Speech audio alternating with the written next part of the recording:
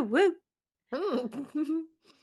Oh, Christmas, Angela. Oh, Halloween, Listen, Angela. if one more person says this is a Christmas tree, I'm gonna flip out. I This is a followed. Halloween tree. I followed with Halloween, Angela.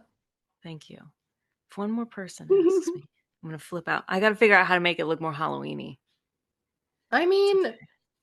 it is Halloweeny. I think it's just because it's in the corner.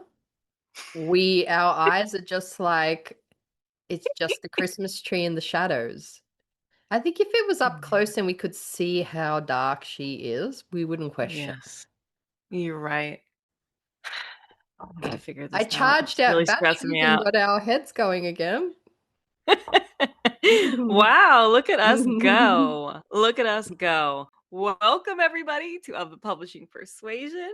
I am Angela Montoya, the baddest bitch around, Yeah, basically, you know? Um and without I'm any context, everybody. That's all you need to know. and Okay. I'm Melanie Schubert, and I may or may not have just snorted a boogie out of my nose. Melanie's not afraid to tell us all of her dirty secrets, real dirty ones. Like what that wasn't last episode. Whatever episode where you were, yeah, My your naked shitty butt. naked My shit shitty butt in the naked butt. air. I don't think I told the listeners about the shitty part. Oh, whoopsies. But you know what? The listeners deserve the laugh.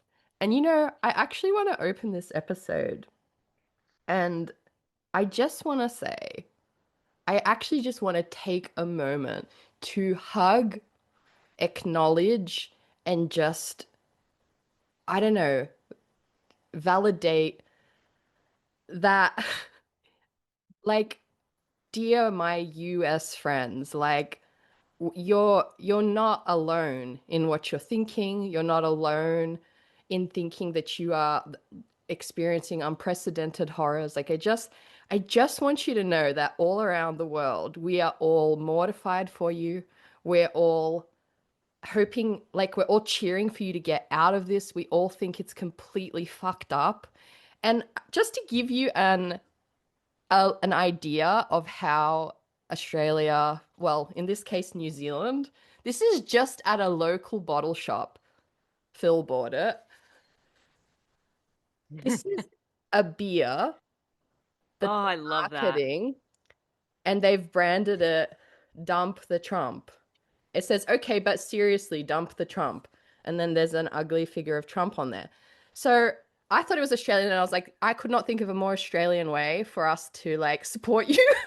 Yeah, through with beer and art. Actually, it's actually from New Zealand. So some Love people will it. hate me for saying this, but same, same. We are one. Oh. And then there's a rant on the back. I don't know. Would the rant make you feel a little uplifted to hear what Australia Sh- and New Zealand think collectively? sure, sure. So the rant on the back of the bottle of beer says, "Dump the Trump. Well, it's back. It's that time again. Seriously, how? This Yeah. label is not big enough to name all the stupid things he has said and done. But it's time to dump the Cheeto Jeebus, Angry Creamsicle, Captain Chaos, Cadet Bone Spurs, Orange Julius, Rome Burning in Man Form, Screaming Carrot Demon." I particularly liked that one. World's Ugliest Toy Troll, Godzilla with less foreign policy experience, Tangerine Tornado, Creep Throat, Trumple Thin Skin, Hold Me Closer, Tiny Hand, Sir, Drump Fuckface, Von Clownstick. We've taken a bit more of a seasonal approach to the 2025 Trump presidency version of Dump the Trump because the crazy shit that happens every day, we think unfortunately we need to treat this as a marathon, not a sprint. Sigh. So enjoy this IPA full of tropical citrus and stone fruit characteristics and just hope our American cuzzies get through the next 4 years okay. Oh, I just hey, second that take hard, it. man. Yeah, we'll take it. We will take it. Yeah, I think it's like one thing after another, and it's Mm, I keep trying to I keep trying to think like maybe I'm just seeing only the no. bad. Maybe there must be something. That's why there's so many people that really love him, and I'm like, no, people have literally just like I think they're in some sort of psychosis It's a state. cult. It's like a cult. Yeah, and right now, I don't know if you've been seeing this, people are also I'm sure. Okay, the rapture is among Oh, that us. Have you heard rapture. that one? Yeah, yeah. I thought you were gonna Oh, say about the autism thing. We can touch on that oh later. yeah, that. Oh, The geez, rapture that is too. What slaying me. else? The rapture is Oh, slaying me. Like, as yes. someone who grew up Adventist, I we didn't have the rapture, but we had a very firm, like the end of days doctrine is Adventist cup of tea. They live for apocalypse preaching. They live Ugh, for it, ho. ugh.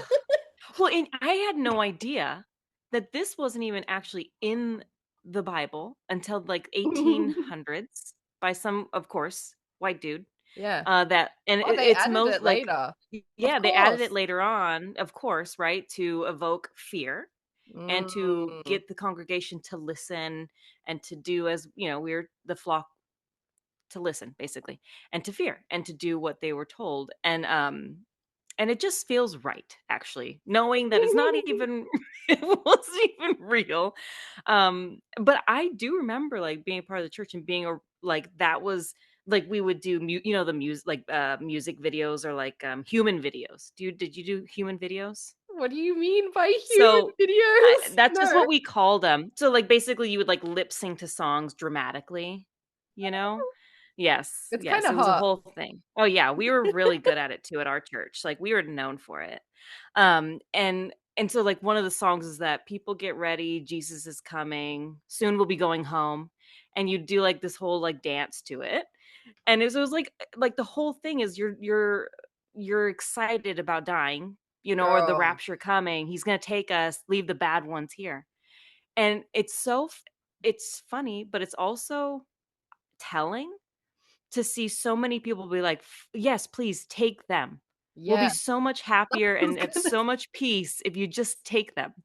And I was just like, damn, like you got to look inwardly and wonder why so many people would be like, yes, please. It would be so much better I if know. those ones, not all, again, we've already discussed this, not every follower of Christ, You know obviously, what? guys. I'm tired of apologizing as well. I thought about it today because you and I are both so cautious. You know what? They can go to church on the weekend and get reaffirmed if that's what they need. This is our space where we've found where we can talk about our lived experience and what we're going through. I don't think we need to keep apologizing. People get that.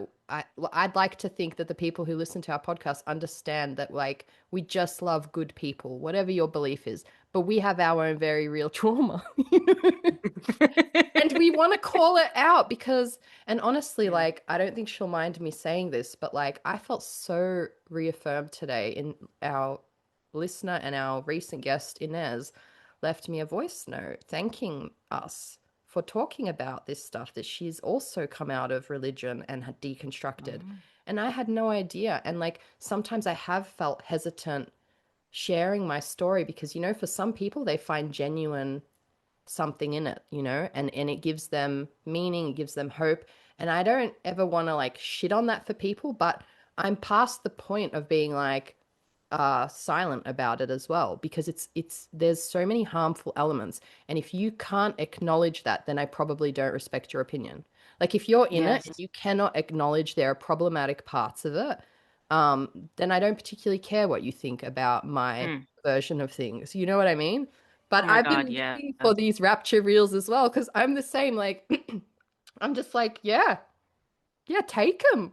Let rapture time, Yeah. take them. It's gonna be great. We'll just chill here. You can go up and rapture. They're like apparently like selling off their possessions Yes. and Oh like my God. My favorite videos are like people are like, let's, we're gonna tag whose items we're gonna take, everybody. Like, let's be civilized about this. Like when they're gone, I want this. I want this part of their house. I want these things. Like yeah, people are just being really funny online.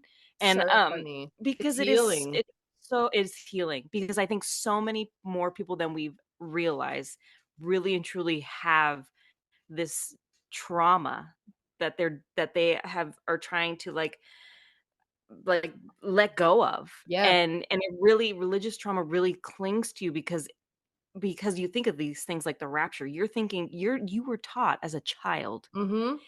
you don't follow this and that. You will be in a burning Be left lake behind. of There was fire. a You're going to list be here. weeping and gnashing of Yeah. teeth and you're just like And I remember, Thank I you for remember, thank you for my favorite Bible verse, weeping and gnashing of teeth. Another yeah. example of the love in the Yes, Bible. yes. It really clung to me. But I remember one time, my grandparents, I was driving in a car with them, and they bought the tape of Left Behind, the series. You know Left Behind, the series. Oh We all yes, know this. yes. And we listened to it, and it was like voice actors, and you could hear like screams in the background. Like it was like a full-on production. And I was sitting in the back seat like, holy shit. Just like as this little thing, my grandpa Yeah.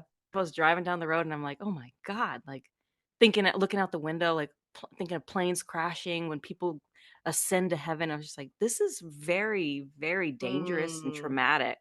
It is. And Um, to give that to children, which yeah, if you are the more conservative you grew up, the more they rely on that to keep you, because a lot of it doesn't make sense. Like even these days, even when I just sit with the most simple parts of it, like I could never make sense of like if God is all powerful, right?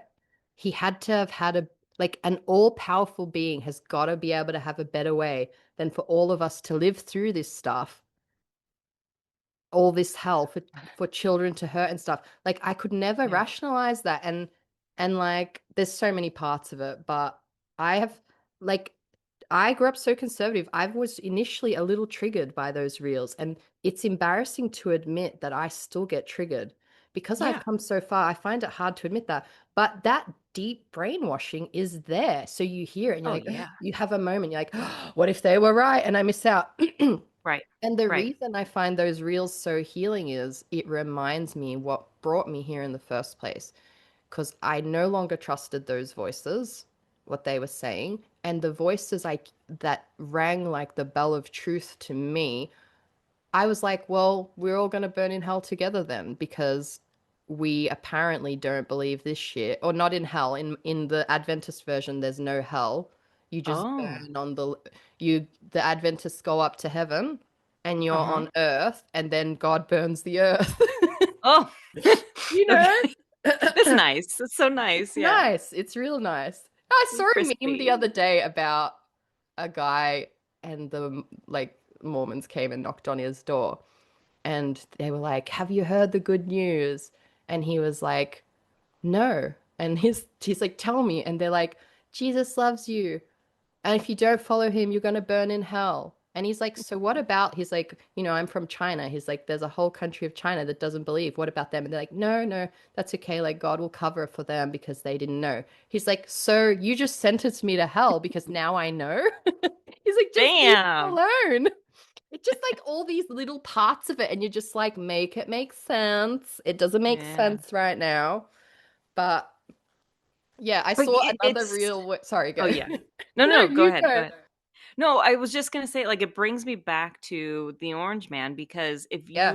you from what I'm seeing, like people like following him so like uh I don't know what I was gonna say blindly, but Rapidly.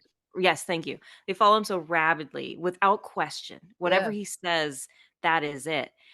And you like no other time that I can think of in United States history, at least, like when you have a candidate, there are things that you don't like about that candidate. Like you're not like wearing hats and representing them. Maybe you'll put a little sign on your Mm.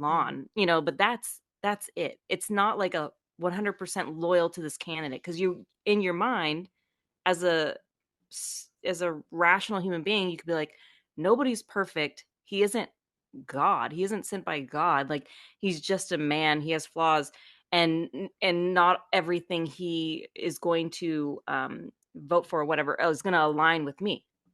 Full stop. But when Mm. it comes to the orange guy, there is no, oh, I don't understand this. I don't believe this. Like they are fully In. loyal.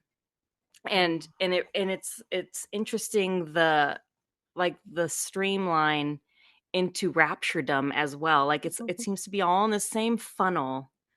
Um Isn't it ironic though that they couldn't just leave the out if they're like gonna be raptured and shit, just let the rest of us live our fucking lives. Like what's Yeah. your need to have like us indoctrinated? Like just go.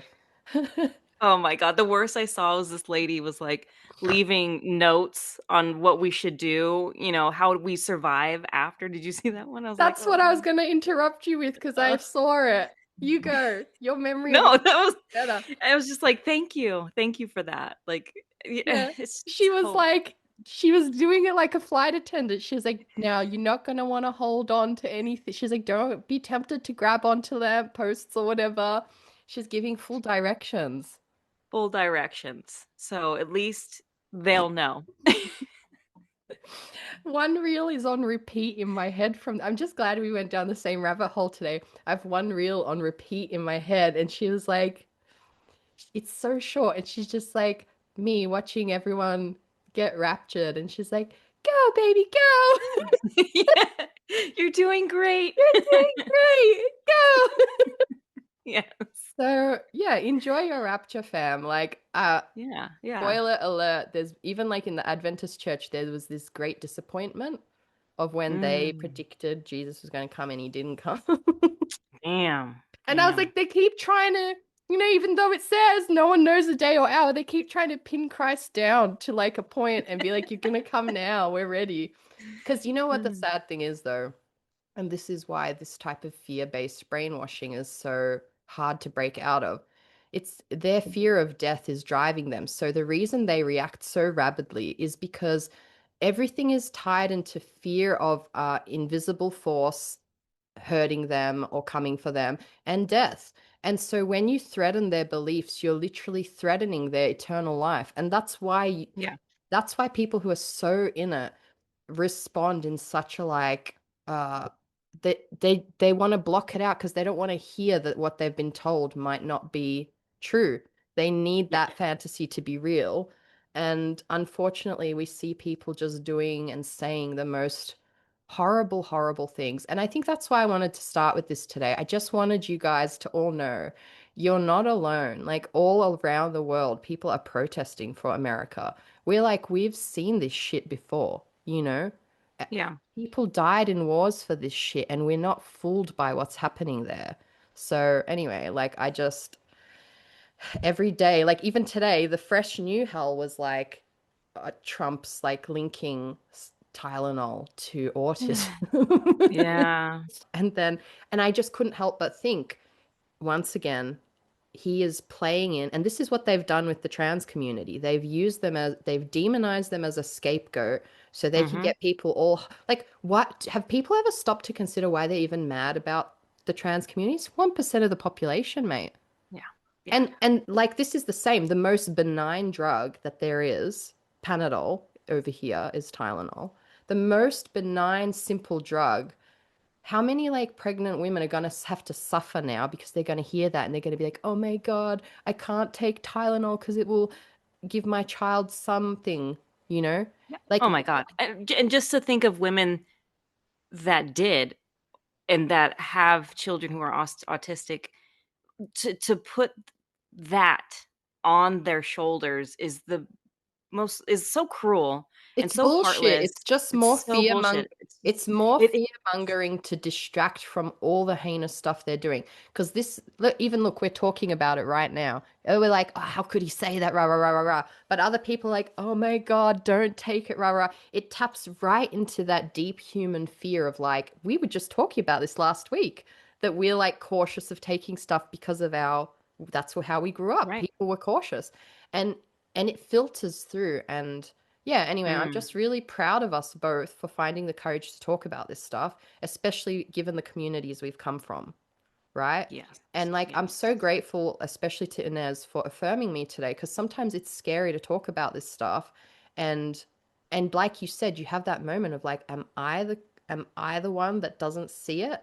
And so that's why we have to keep talking because we're not alone. You guys aren't Mm. alone. We all want you to be okay. We all want you to not have to deal with this shit and we all see it for what it is. Except the rabid whipped up frenzy orange stinkhorn lovers. Yeah. I think that's a great descriptor. I coined that one myself. It was good. That Thank was you. good. Yeah, no, thank you. Thank you for that. Anyway, Oh, like the yeah, more I'm a big believer in that, like fear begats fear and hope begats hope. And yeah, I'll admit it's scary and I've been in a funk. And honestly, people keep saying like, "Oh, I'm so glad I'm in Australia and we don't have that here." And I'm just like, after my discussion with my cousin, and I thought she's rational. And right. the wild part is, I don't know if you saw when the yellow cheetah announced this finding was actually at Charlie Kirk's funeral. He stood up and he was like, gave a little speech, and he was like, he has shown like a complete, considering this was supposedly his good friend, everything I've seen of him since then, even when they asked him directly about it, he was like, look at the new ballroom I'm making. God. And yeah, apparently at the funeral, he stood up and he was like meant to say a few words and instead kind of went on this tangent about how they've found the cure for autism or something. And I was just like, there's so many Mm. problems about that statement. Like, I thought we were had established that we're calling it differently brained, and it's like a different type of studies are happening to like make space for differently brained individuals. But no. No, nope, we're going Big back. Cheeto, or I should say Little Cheeto, based on what South Park showed us. Yeah. No, Sorry. we're going back in time. He really wanted us to go back in time, and that's Yeah, where we're going. So it's yeah, it's great. It's just it's just the strangest freaking thing. so strange. Um, but yeah, I mean, and uh, it's weird because even here, well, my county is Mm. a very conservative county. We Is have it? lots of big, yeah, we have lots of big mega churches here. Really? Yes, and also conservative in like fiscally, financially, like a lot of wealthy people live here, so they're, but it's all intermingled with the churches here, and the churches own a Mm. lot of property here, which is Oh kind my of like God. strange. Um, but yeah, like I was even talking to my sister's girlfriend, and her she was saying that her brother has his little daughter wearing Crocs that are decked out in Trump gear, like Trump For like fuck's sake. tags and stuff.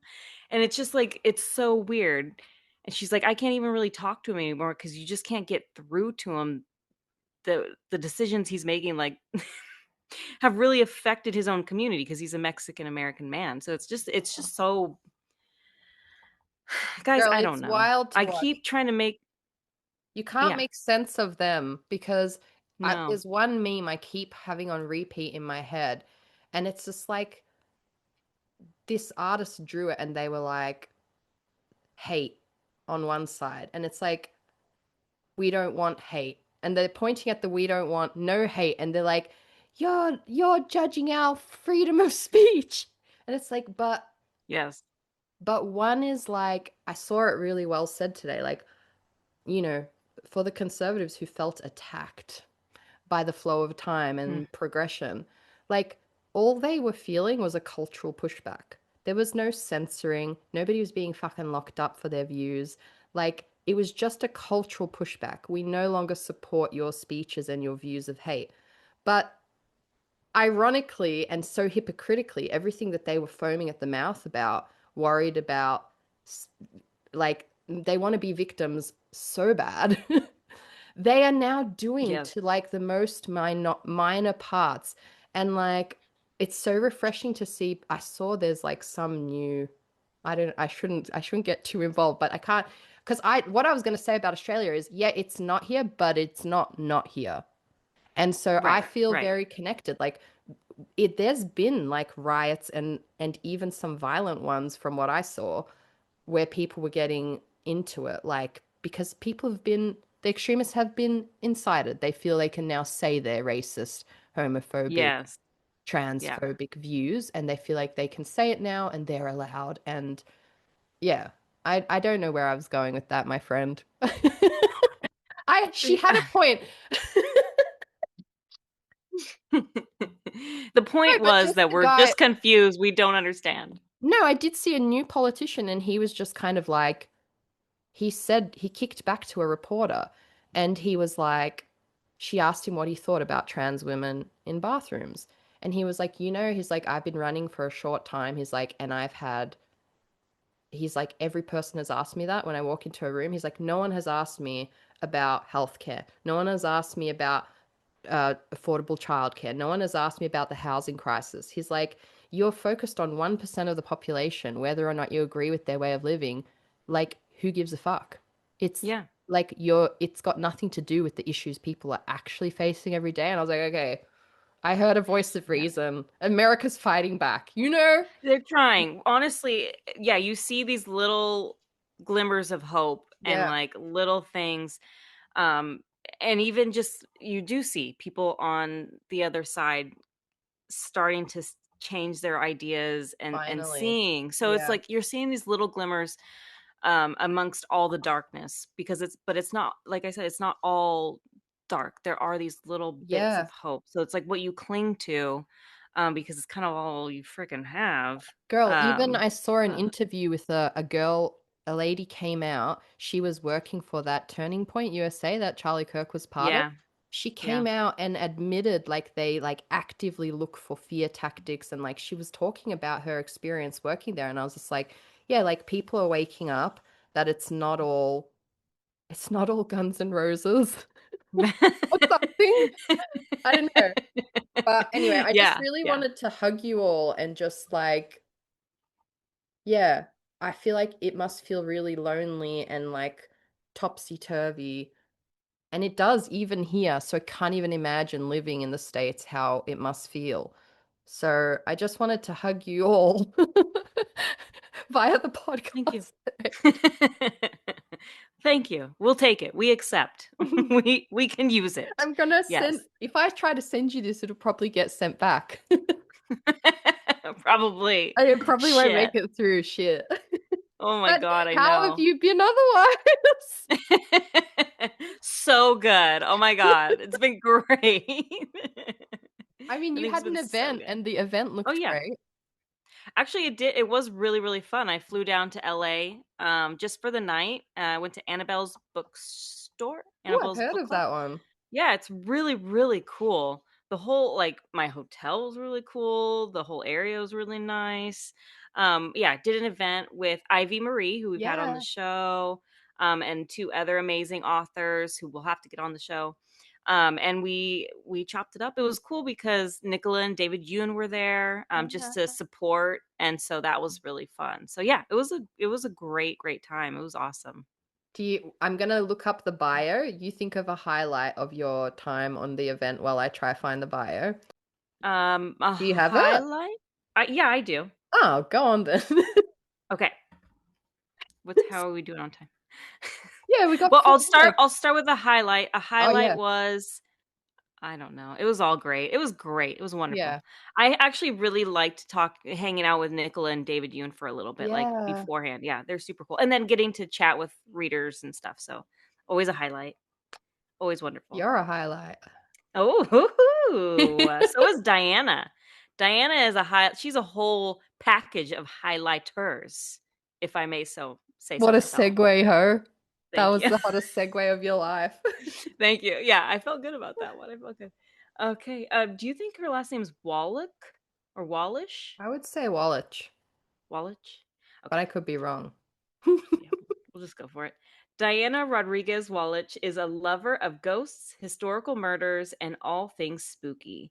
She is also the author of 9 YA novels, including her YA horror novels Small Town Monsters, Hatchet Girls, and The Silenced, which just came out. She currently lives in the Philadelphia area with her husband and 2 children.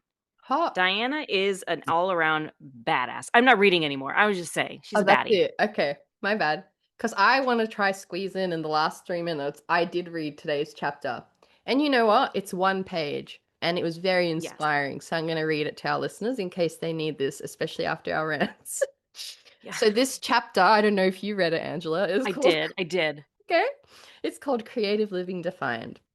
And she says, So this, I believe, is the central question upon which all creative living hinges. Do you have the courage to bring forth the treasures that are hidden within you? Look, I don't know what's hidden within you. I have no way of knowing such a thing. You yourself may barely know, although I suspect you've caught glimpses.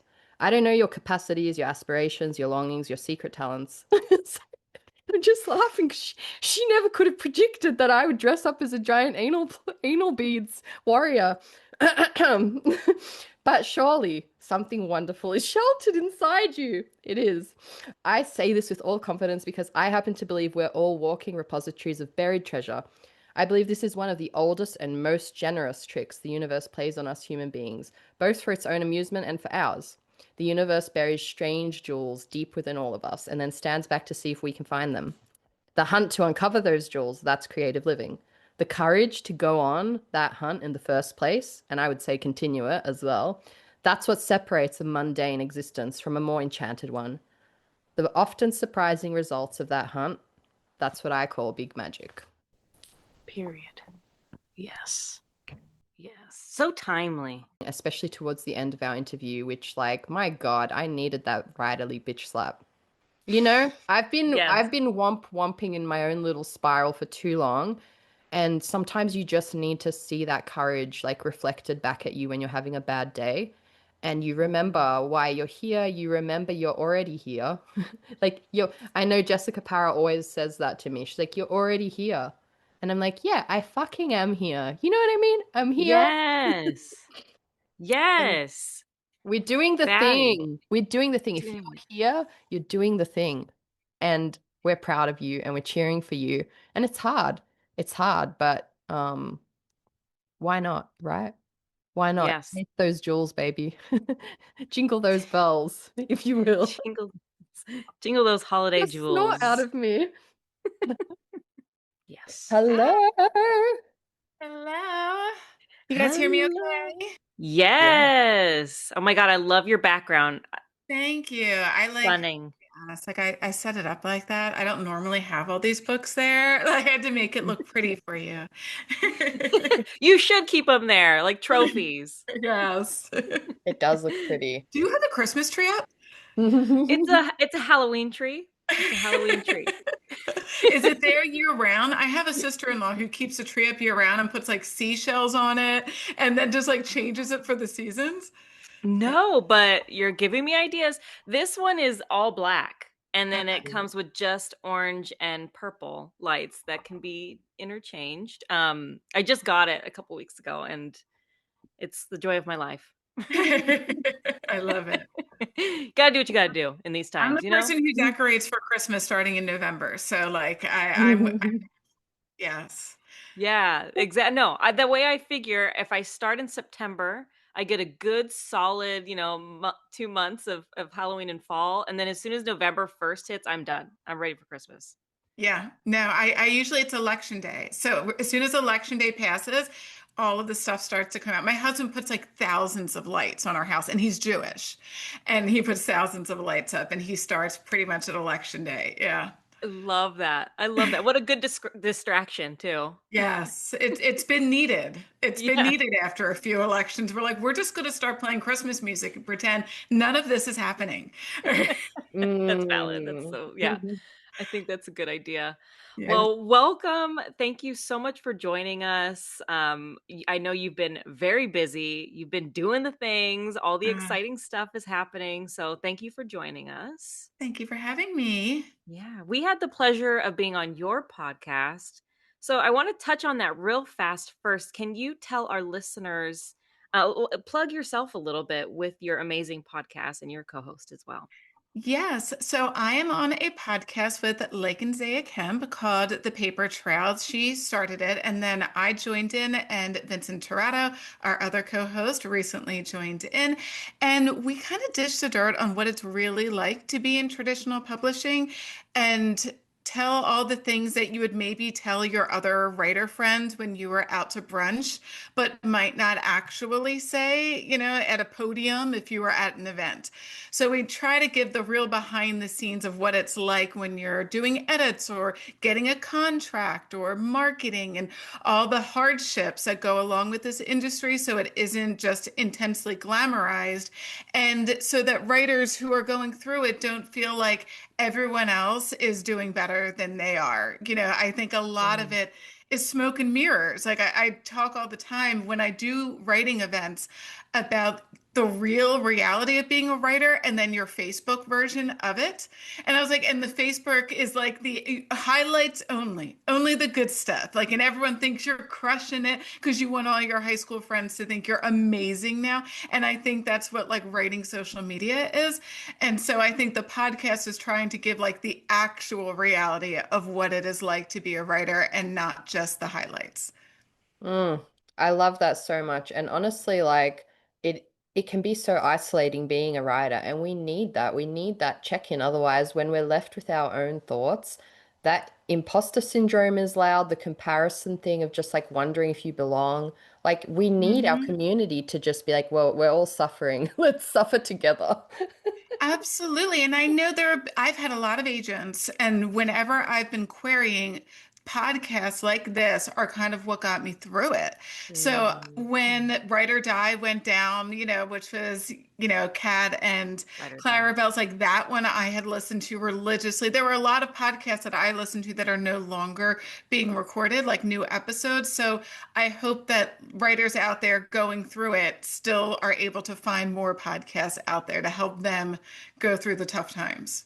Yes. Mm. Shout out to Ride or Die. Right? That was my go-to as well. Like I listened to them religiously. They were so fabulous. So yeah, shout out to them. They're great. Yes. Yeah, we Mm. love a good writerly podcast because it really is that thing that kind of helps us and holds our hands through this chaos that is publishing.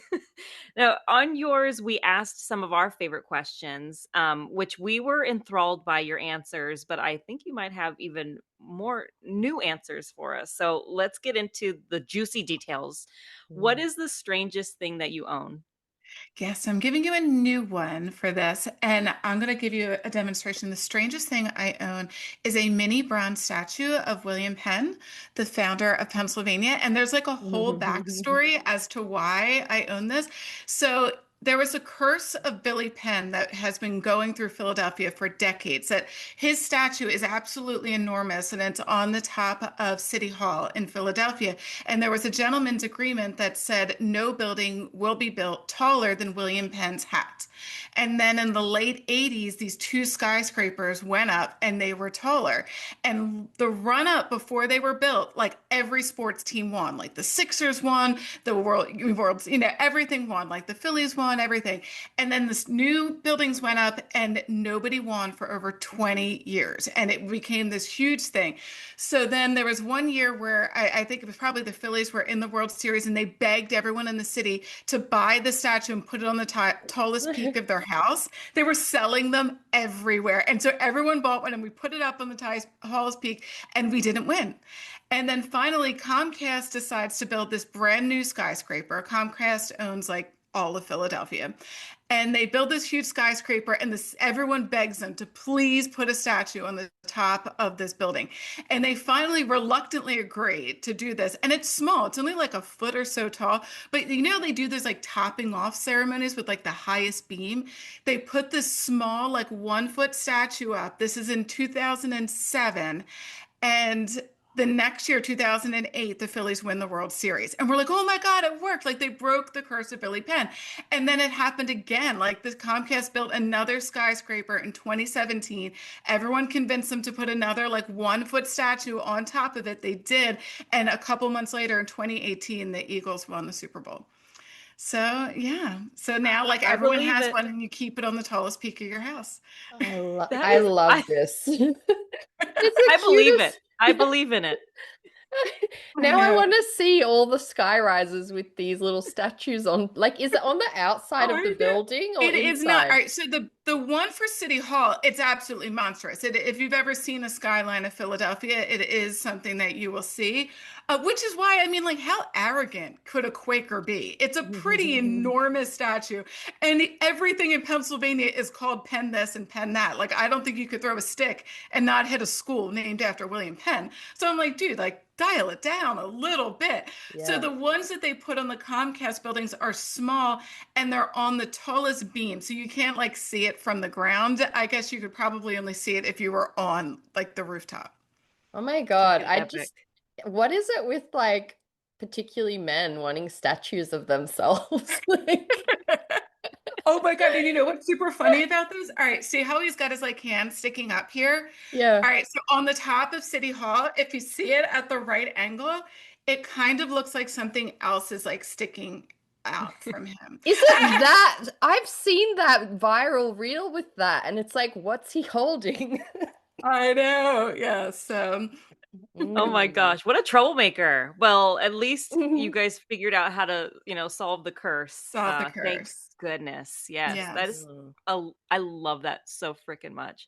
I love Yes. like the full-on town lore, but in a huge way. I think that's just Yeah. the coolest thing ever. It's a big Okay. sports town. Oh yeah. Oh, I've heard. We all know about you guys over there. We all know. Yes. Yes. Intense, but we love it. We love it. Yes. We're Raiders fans, so we don't know what it's like to win. So You did Oh, play the Eagles. So, like, that was the thing. You played the Eagles in the Super Bowl once. It was like the only time we had ever made it to the Super Bowl until the time that they lost and they were sold these statues everywhere. So, like, the Raiders, Eagles, you did beat us. okay. However, however long ago that It was, was a we'll hold lot on of to it. decades. We were Yeah, babies if we were we'll hold born. on Yeah. to it. We'll hold on to that. Oh my gosh, I love that. Okay, so what is something that you think about way too often? Well, for me, it changes. I don't know. I do a lot of research for my books. So if you get to the back of all of my books, like the back of the silence, there's a section called The Truth. And so what I think about way too often is whatever book I'm heavily researching. So like I can tell you Mm. anything you need to know about the troubled teen industry right now. Before that, I could tell you everything you need to know about Lizzie Borden when I was writing Hatchet Girls, and I could tell you everything about the Warrens when I was writing, which is the basis for the Conjuring films when I was doing Small Town Monsters. So I go very, very deep down rabbit holes. I do a lot of interviews. I travel and see all the places. So I can tell you everything you might ever want to know right now about the troubled teen Mm. industry and reform schools and the history of solitary confinement of teenagers. So, yeah. Okay, I'm obsessed with this because I Cool. am a cult doco aficionado, which I think we may have discussed last time. But now I just really want to know, since you deep dive, what is like the strangest thing you've heard in your research about these industries? What surprised me about the troubled teen industry was how many kids are sent there. So Mm. 120,000 to 200,000 kids per year in No. just America Okay, are that does sent shock me. to these reform schools. And so, well, this is the ones that kids are voluntarily, their parents are voluntarily sending them to. Okay, so you are being sent away by your parents for doing something Yeah. wrong. I Some of them might be adjudicated through the courts, maybe like to go to some of the wilderness programs, but for the most part, your parents are sending you away. Some of them are covered by insurance. They talk your parents into doing it. And when parents send their kids to these programs, a lot of them require them to sign away 51% of their parental rights. So the institution now has full control over your child legally to do with Mm. whatever they want. So they can't sue them. They can't have any repercussions. They now that the kids are adults and more of those kids who have gone through the programs are speaking out, Yeah. it turns out that a lot of these paperwork that was signed, they can't legally hold them to, but for a very long time, their parents signed away their rights and they believed that was it. There are now like lawyers involved that are saying, no, that's not fair. You can sue if you were Mm. abused in these programs. But I can't imagine a parent signing away 51% of my rights Yeah. to some program in another state that I don't even know these people. And they're That's in it. states that have the least amount of regulation. So no one's going in and checking on them. That's why they're all Motherfuckers. in Utah, Wyoming, Montana, because it has the least amount of oversight. Yeah, and the documentary I watched several, but one of them, they like come in the night and like kidnap the kids and Yes, take I it's had like that scene in the really book. traumatic what they I do ended to up take adding them. that scene in to the book because initially I didn't have it. And then I interviewed a survivor of one of these programs named Meg Applegate. She also runs a nonprofit called Unsilence, which is trying to shut down these programs. And Mm, when I spoke to her, she talked about the kidnapping, the legal kidnapping of children. Paris Hilton in her documentary talks yes, about that being the most traumatic thing that yes. happened to her because they don't tell you what's happening. And you honestly believe, especially as a woman, that you're being trafficked, that someone has broken into your house and you're being trafficked, and you don't realize that your parents have given permission, that they are in the house Mm, while this is happening. And they opened up the door and let them in, and they are doing this to you. it's And we're wild. talking like zip ties in some Yeah, case. Like yeah. it's really horrific. So I Yeah. ended up Oh my adding that God. scene. So it's now like I have two timelines in the book, like the modern day girl who explores an abandoned school and comes home haunted by one of the ghosts of a girl who didn't survive it. And then the other timeline is 1995, and it's the last girls who were sent to the farm. And you get to see one of them all the way through from the minute she gets kidnapped until what leads to the school being shut down. And I added in that kidnapping scene Yeah. because there were just so many testimonials of survivors saying that was one of the worst things they went through. Yeah, and who Wow. knows who these people were who took them and what they did anyway? Like, who are the people taking the children, you know? And like you said, if they don't have, like, it's so far away, you know, and they have Yes. this full custody. Like, who, yeah, the ones I watched, yeah, it was very corrupt, very And corrupt, they and answer they, no questions. Like the yeah, kids are asking, like, where are you taking me? What is happening? And they act like they're criminals in the back yeah, seat. And what's sad is that now that some of them are adults, they're realizing that what labeled them as a troublemaker were undiagnosed, conditions. So like Meg Applegate, who I spoke to, got diagnosed with autism later, in her 40s, got mm, diagnosed with ADHD, like things that if you don't have the means to get your kid tested, to get all the help that they need, you have the school saying, well, here's this program, we're an expert. And you're not mm, even realizing that that expert is getting kickbacks mm, from the institution. My yeah. God. Or Yeah. like if they're like come from an ultra conservative family, they're like sending them away for being like queer or who knows what. Like Yes. just the one I saw, it was wild. It was literally the kid, she was just a bit outspoken. Like Yeah. as teenagers are, but because they were like really conservative, they were like, like we can't control her anymore. I was like, she's literally just everything they said. I was like, she's literally just like a regular teenager, just She's just just kicking a back a girl. little, just a little, But I am Yeah. shocked by the numbers you gave us because I Yeah. don't Yeah. remember it being that many, and oh my God, like it's That is wild wild. to think. Okay, we could It's go on a whole. I'm sorry, Horrible. this yeah. is Well, like a no. special interest. Well, no, I want to stay on this a little bit and just Yeah. and get right into like talking about your book because Mm. my gosh. And just watching you on social media talk about it, it's so fascinating, so horrifying, so Mm. horrible. I do like I remember one of my son's friends' moms, her brother passed away at one of those camps, Yeah. many, many years ago, and she's still mourning the loss of him 30 years after. So it's just absolutely wild because they just don't know what happened to him. I And was so at a restaurant and the waitress, Mm. she asked what my book was about, and I told her, and my book is based specifically on two reform schools that are near Philadelphia, Glen Mills School for Boys and the Slate Farm School for Girls. And when I told her that, her jaw just dropped and she's like, my brother was sent to Glen Mills. And I was like, oh my God, like the amount of people who have reached out to me, but particularly because I did a TikTok video where over the summer I was able to get on the Glen Mills campus.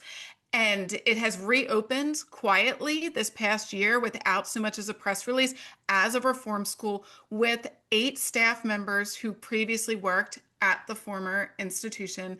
I had a magazine article done about my book, and the reporter was the one who was able to find out that detail about the staff being connected to both. But when I was on the property, I was able to find the cemetery for all of the boys who died while in the care of Glenn Mills. And it dates back, both the girls and the boys' school, to the early 1800s. I mean, and the Slayton Farm School for girls was like forced labor. They were working a farm. It was a working farm for like 6 hours a day through the 1970s. There are people online talking about having had to work this farm through the 1970s.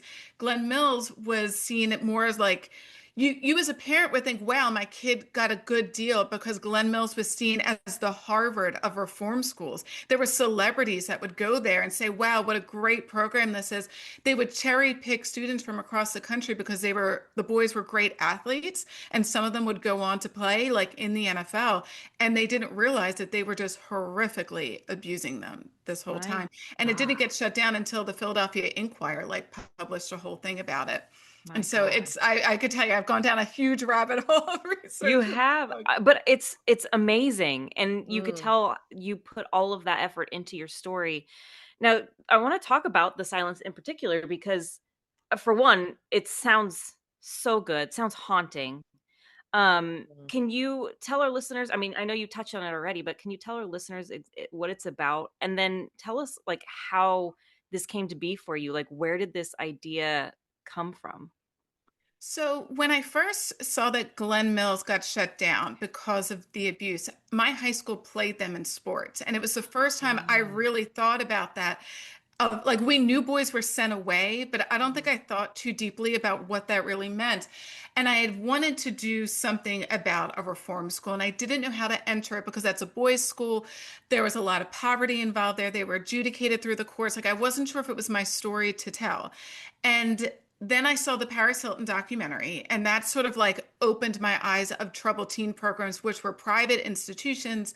And that felt like something I could write about that would give me a little bit more artistic freedom, and I wouldn't have to stick to Pennsylvania's actual reform programs. Mm. So I put up on Facebook, does anyone know anyone who went to Glen Mills or worked there? And my literal next door neighbor writes back, I didn't work there, but I worked at the girls' school, like down the road, Slayton Farm. And I had never heard of Slayton Farm. I grew up in that town. We knew all about Glen Mills, never heard of Slayton Farm. And it's been there since the 1800s. It's 350 acres of these old farmhouses that William Penn owned back in the day. Like Freaking that's pin. how Yeah. William Penn comes back full circle. So it was, I interviewed him about this process, and I was like, well, this is what I'm going to do. So in my book, The Silence, it is a more of a troubled teen programs where your parents can choose to send you away. The other thing it touches on is that there are kids who are sent to these programs who are just foster kids. So my Mm. neighbor worked with foster kids who were sent to Slayton for no reason other than the fact that the state had nowhere else to put them. And I thought that was just a sad detail. I do touch on that with one of my characters. But the book is essentially about Hazel Perez, who's a Puerto Rican teen, very introverted, very shy. And in the opening, she is forced to do a school project with her ex-best friend. And her ex-best friend's family used to own this reform school called The Farm. And so they decide to do this history project on a local historical landmark on the farm, thinking that it was this great historical thing. You know, it's a shame it got shut down. There was a fire there and it's just been sitting there. And they go explore the abandoned buildings and they play a prank on Hazel. She gets hurt and comes home haunted by one of the ghosts of the girls. And so in the other timeline, you get to see what led up to the school really shutting down.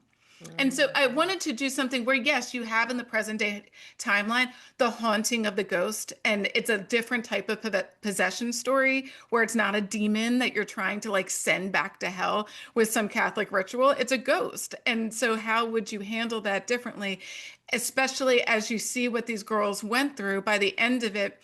I'm hoping the reader has a lot of empathy for the girls in that timeline and the ghost from that timeline, that you wouldn't want to just banish them to the bad place with some ritual. So I had to like come up with a different way to conclude the book that wasn't your typical the body of Christ compels you Catholic church exorcism. Wow. I am obsessed with you. This is all so like, yeah, you need your own documentary. This is like, and I just think there can never be enough awareness. We can never tell enough people about these things because like the fact that it was like right in your backyard and you'd never heard of it, like the Yes. secrecy is like how they get away with it. Because if people are Yes. talking about it, they can't like hide it forever, you know? It's Yeah. just so And It's wild. even amazing. to this day, like I was able to find a lot more survivor stories from Glenn Mills, like on YouTube. Not much on Slayton. Where I found the most testimonials was on, do you remember Flickr? Like you used to post your pictures. Somebody I think went to so. Slayton because it's now a huge urban explorer destination. All of the abandoned buildings are spray painted. There's plywood that's been ripped away, and people like to go through these creepy old farmhouses that just seem extremely, extremely haunted. I mean, if anything was haunted, this place is haunted. And so there was Mm, this flicker of all these pictures that someone had taken, and in the comments, somehow it ended up finding all of these survivors of Slayton, and that's how I was able to learn the detail that it was a working farm through the wow. 1970s was from somebody in the comments of this Flickr site. Oh my gosh. I'm so impressed by you and all of the Mm, work that you put into it. It really just makes me so freaking excited to read this book, to yeah. read all your books. Because Thank you. and you have books too. Like I'm looking behind you, you have books. You've been at it. Yeah. I want to take it back to like a little bit about your journey. Can you tell our listeners like how it all started for you and just take us through your amazing author journey? Yes, I mean, I've been at this for 20 years. I got my first literary agent in 2005. My first book came out in 2008. So, The Silenced is my ninth novel. Mm, I've had four literary agents. I've had wow. three different publishers. So, I could go on forever, so on this topic. But I will say my way I got into writing was a little unusual because I always knew I was good at writing, but I was raised by very frugal parents. Both of my parents grew up pretty poor. My dad's from Puerto Rico. My mom is from Chester, PA. If you know, you know. It's the poorest zip code in Pennsylvania. So my dad was the first ever to go to college. My mom never went. And so we were raised to be a little bit more practical. But my dad always said, like, find a job that you love, let the money follow. So I took writing and became a journalist and got a journalism degree, worked as a reporter for a few years.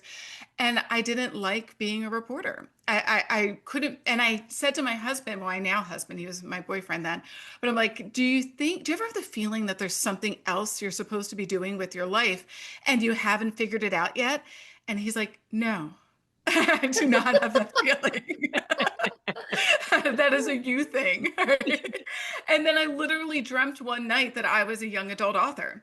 I dreamt an entire series of books based on my experiences in middle school. And when I told my husband, he's like, "Don't you remember that psychic?"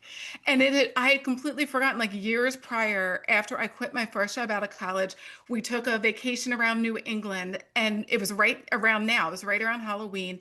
We went to Salem, Massachusetts. I had never been to a psychic before. And I'm like, I'm gonna do it. It's like Home of the Witches, like they got all the Halloween stuff up.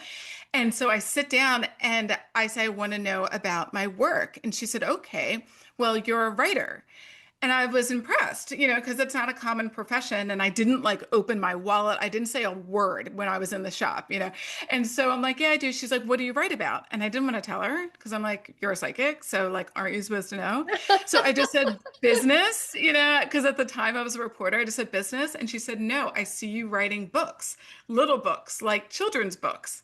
And I had never, ever considered writing a book. But then, like, after the dream and all of that, I'm like, the Catholicism was like, it's a sign. It was.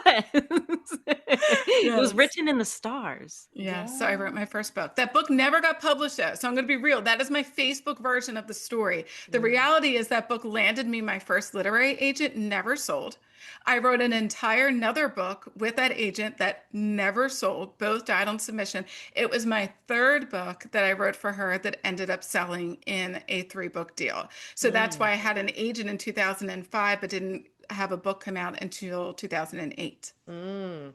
This isn't in our questions, but if you're comfortable talking about it, can you tell us a little bit about what led you from your agent journey, like moving on from different agents? Because I think it's something that like another part of the industry we don't hear about much. Like what, Yeah. when do you choose to leave an agent? When do you like what is there anything you would want to share with? Yeah, authors? it's more common than people realize. A couple years ago, I did a writing retreat in Italy, which makes me sound very fancy. But Yes. Suzanne Young, who wrote The Program, which is like a big juggernaut in around 2010, she lives in Italy now. She put this together. So all of us who were there came out as debuts somewhere between 2008, 2011. We were all had been in it for the long haul. And I would say every single person there is on at least their third agent, minimal. Like, Really? yeah, I would find if you were still on your first agent, like, God bless you. Like, that's pretty awesome, that life happens. So in my case, the first agent ended up ultimately leaving agenting. I Mm. stayed with her way too long, though. I should have left. So she had been with a big New York City agency when I signed with her, when she sold my book. Then she started her own agency. And I just don't think that running a business was her strong suit. So like everybody left but me because I Mm. was so just scared of going back out there again. And to be honest, I didn't query for that long. I only queried for 2 weeks when I got my first agent. And this was back in like 2005, where you still had to send an envelope, like a self-addressed stamped envelope. She was like one of the few agents who took email queries because she was like in her 20s and wasn't old yet. So she was doing it the new way at the time. So she ended up leaving agenting, and then I got my second agent through referrals. I reached out to author friends, and I only queried about 5 people. Signed with my second agent, but I wasn't with her for very long, only a couple of years. I mean, looking back now, she did try to sell projects for me, including that first book that I ever wrote that never sold. She tried to sell that. And what would become my next books, which was Proof of Lies, but in a different iteration. So we parted ways. I mean, looking back, I was also had babies at that time, like newborn babies, and I don't think I was producing my best work during that period because I just didn't have the time to, but I did want to keep writing, to keep human and to feel like myself and not to be sucked into like the mommy drain. Like I needed that to keep going, but I can see now why it didn't work. Mm. And then I decided to rewrite Proof of Lies, which would become the next book that sold for me in a 3-book deal. I had my first 2 agents both tried to sell that book and were unsuccessful in selling it. And when I told my husband I was going to rewrite it again with a third agent, he's like, you sure? Yeah, like when they get that squeaky voice, like, oh, yeah, okay. Like, yeah, I'm so supportive of you doing that. And I ended up just querying one agent. She had been my first agent's assistant at the time. So she had read Proof of Lies in its original draft and she had loved it. And so she had now become an agent in her own right. I reached out to her. She picked me up. And she did sell it. We did a huge revision with it. And I did think she was going to be my forever agent. Like, I thought this was it. I'm like, I'm done, like golden. And then I wrote what would become Small Town Monsters, and she didn't like it. And she didn't like a Mm. whole other book that I had written before that.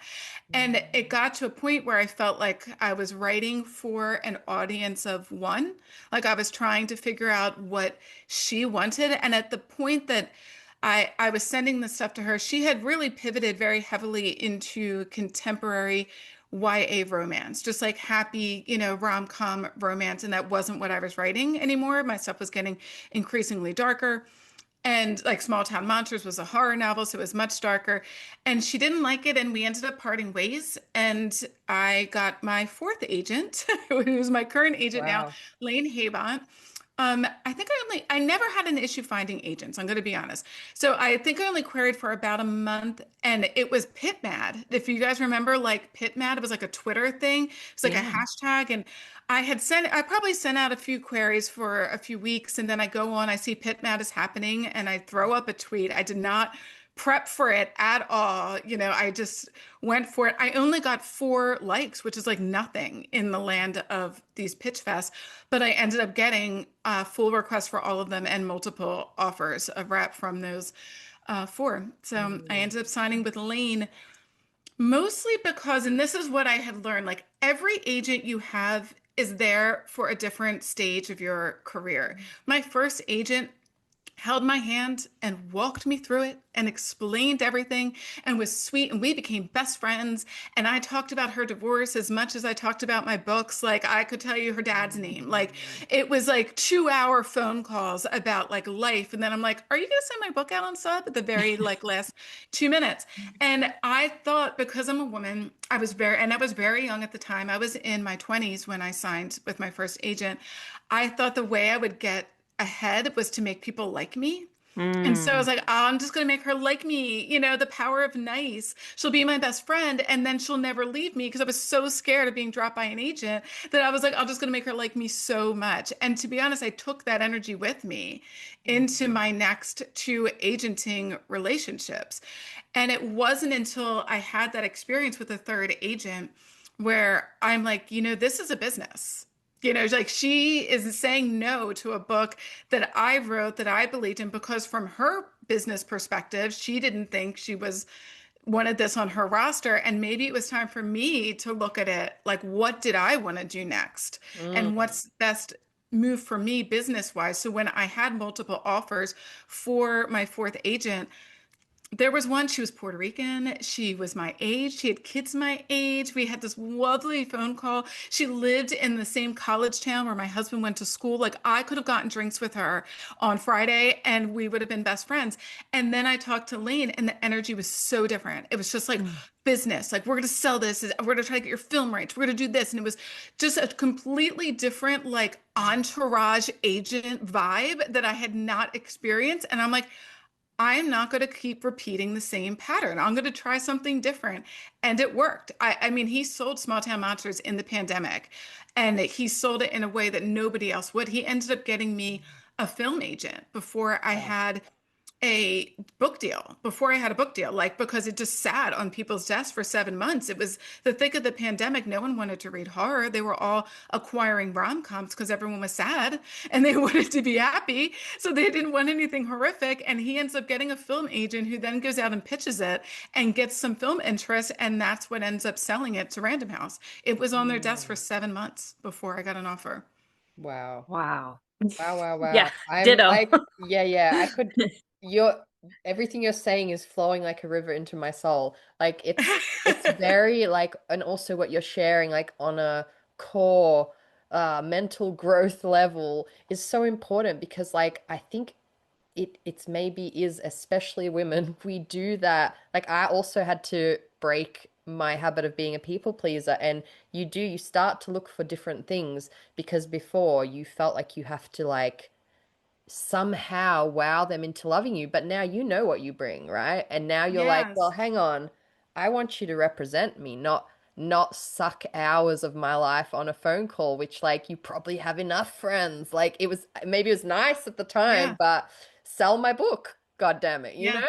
I don't want to. I, That's exactly it. And to be honest, most of Lane's clients are authors who have been at this for a little bit longer, who are looking for someone who's like a 5 minute phone call, instant responder, which I wanted very heavily because I did not have that with some of the agents in the past. So, like, Mm. if you don't get a response within like 5, 10 minutes, then like, is he trapped under something heavy? Like, I love that so like, I though. love that. And then I love that it's business. Like, you don't have Yeah. to talk the fluff. And I can also say to him, I'm like, you don't, am I allowed to curse? I'm like, you don't need to Yeah. BS me. Like, don't like blow smoke up my ass. Like, tell me what is really being said. I don't need you to hold my hand. I've been around the block 100 times. Tell me what is actually happening behind the scenes.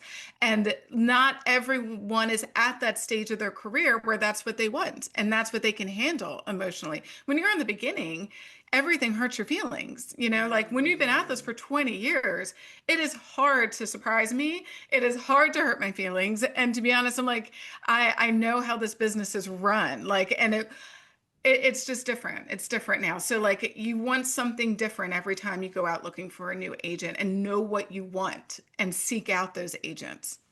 Oh, period. Oh my gosh. You're speaking to my soul. I think you're speaking to the souls of a lot of our listeners. I think this is Yeah. so, so good to hear right now, especially like we were saying, like we're trying to be these people pleasers, do all these things and make you love us so you'll pitch our books, but no, really it's a business. And that's Mm. so good to hear. Oh my gosh, you have no idea. Okay, I see we're down to like our last few minutes. So I want to ask, like, looking back at all you've accomplished, and you might have already touched on this, but you might have more to say. Looking back on all you've accomplished, what advice would you give to a younger version of yourself before you started this journey?